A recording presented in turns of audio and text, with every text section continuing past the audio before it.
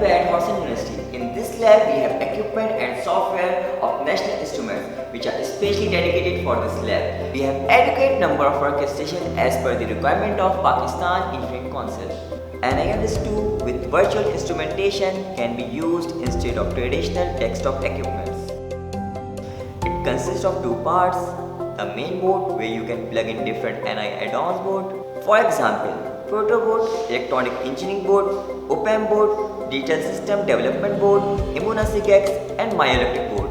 For demonstration purpose, RC circuit is designed here on a proto board and its output is available on virtual oscilloscope. Experiment done on these state-of-the-art equipment provide students hands-on learning opportunity.